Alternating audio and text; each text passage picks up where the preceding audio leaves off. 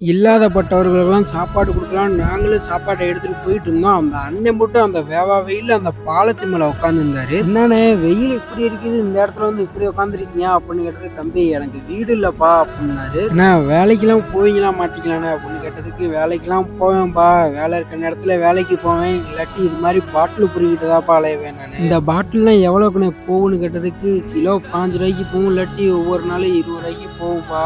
எவ்வளோ நாளாண்ணே இது மாதிரி பாட்டில்லாம் பொறுக்கிட்டு இருக்கீங்க?" அப்படின்னு கேட்டதுக்கு, "தம்பி நான் ஊரை விட்டு வந்து 45 வருஷம் ஆச்சுப்பா. என்னண்ணே சொல்றீங்க? அப்பா அம்மாலாம் யாரும் இல்லையாண்ணே?" அப்படின்னு கேட்டதுக்கு, "நான் சின்ன வயசுலயே இருக்கும்போது அம்மா இறந்துட்டாங்க. அப்பா மட்டும் தான் இருந்தாரு. அவரும் இன்னொரு கல்யாணம் பண்ணிக்கிட்டு என்னைய வீட்டை விட்டு அடிச்சு துரத்திட்டாங்க.